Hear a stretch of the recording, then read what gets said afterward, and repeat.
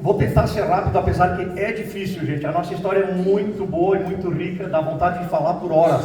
E a gente tem assunto. Uma história que foi pesquisada na Itália e nos Estados Unidos, e também aqui no Brasil por nós. E a gente consegue voltar até volta do ano 1000. Imagine agora comigo aqui, tá? Vocês aterrissam em Munique, no meio da Oktoberfest, maior festa de chopp do mundo. De lá, por volta do ano 1000, existia o tal do povo tímbro, que morava naquela região. No interior, era um povo de pastores.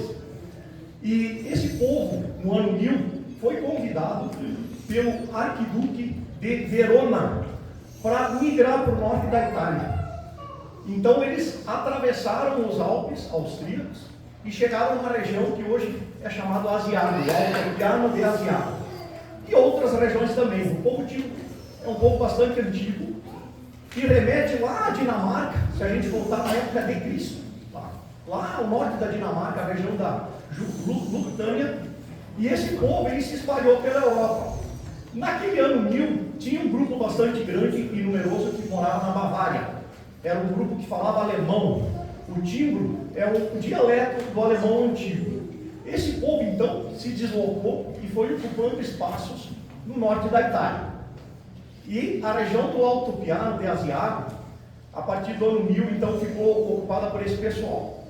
Ali no meio desse pessoal, havia um grupo que eram chamados os pastores de ovelha, que em alemão era Sakaner.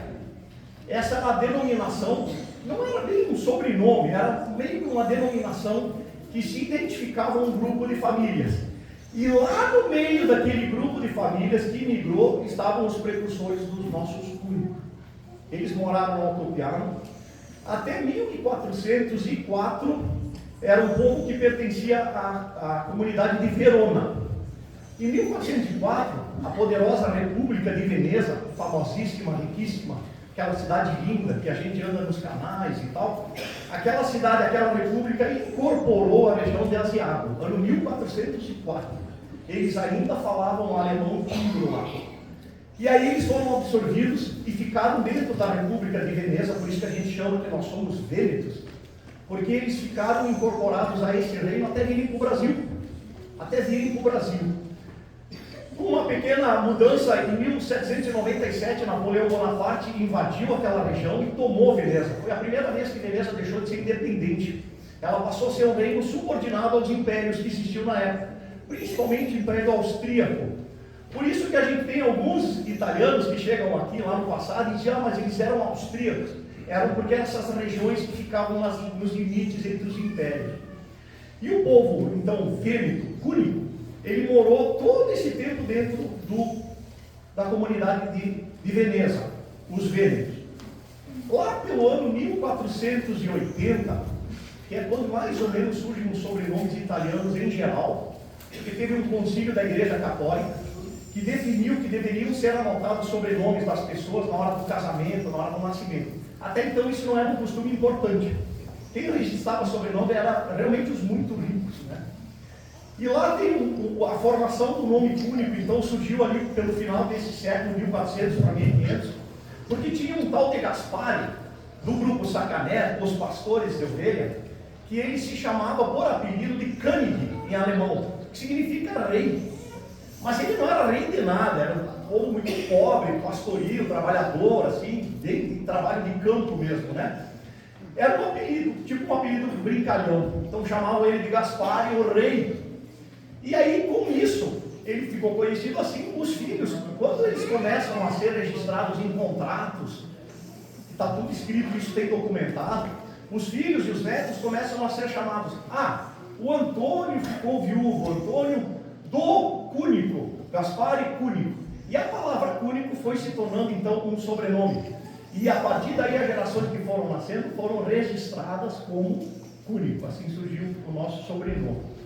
E aí a gente vê então, eles ficam dentro do mundo vêneto até vir para o Brasil.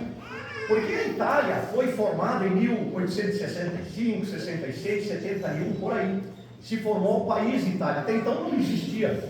E o primeiro cúnico que veio para cá chegou em 1877, apenas 5, 6 anos depois. Eles vinham para cá e falavam vêneto. e era uma cultura verde, mas tinha um passaporte italiano a partir daí, então éramos italianos. E aí, vindo para o Brasil rapidinho, nós temos 8 grupos cúricos que se formaram e que geraram descendência. Tiveram outros que entraram, mas não tiveram filhos, ou não tiveram sobrenome, então não gerou descendência. Os 8 grupos cúricos são: o primeiro deles chegou em Curitiba, são 3 irmãos casados. Nós temos aqui o Miguel, está por aí, Miguel? Querido, muito obrigado. Miguel representa esse grupo aí, vieram de Curitiba, ele e o filho Gabriel.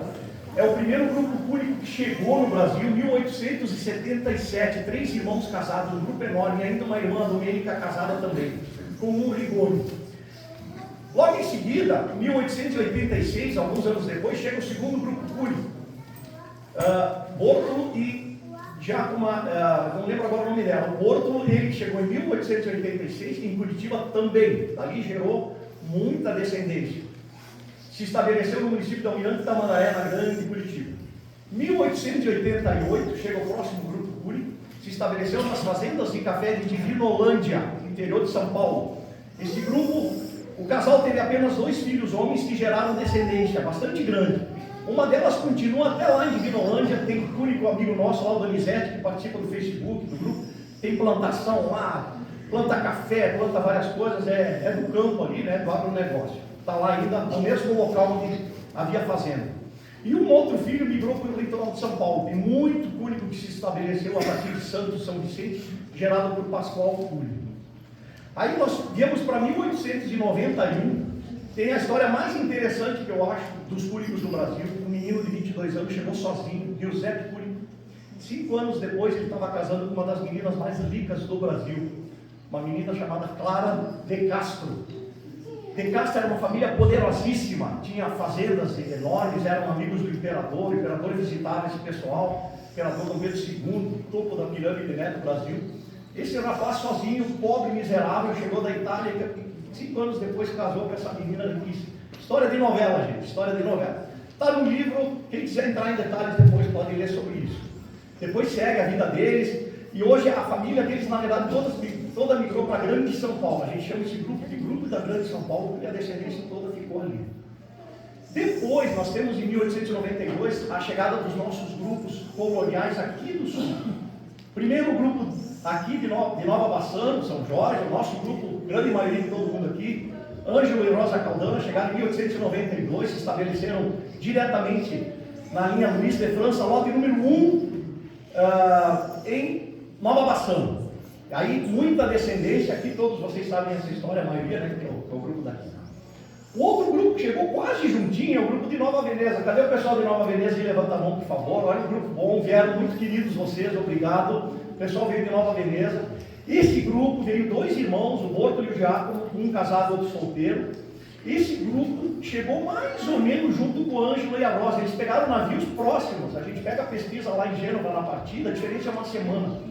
Eles chegam na hospedaria de imigrantes do Rio de Janeiro e eles estão no mesmo momento ali. Eu sempre me pergunto se eles se encontraram, é uma pergunta interessante, né? Não vamos saber provavelmente, mas no mesmo momento eles estavam por ali.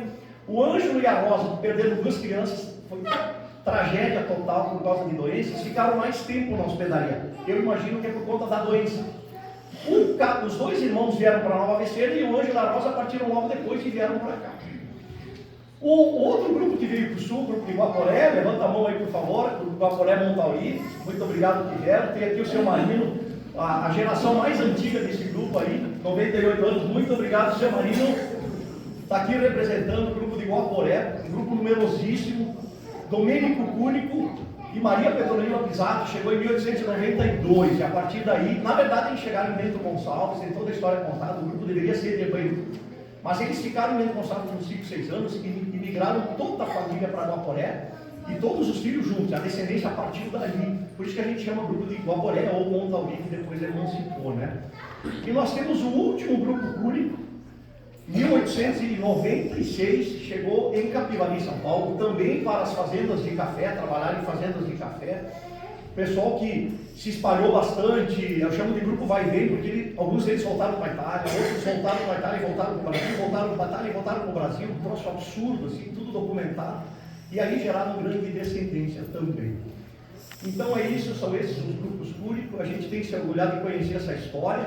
Porque todas as famílias têm uma história maravilhosa, mas poucas conhecem essa história. E nós conhecemos, tenhamos orgulho disso. Muito obrigado.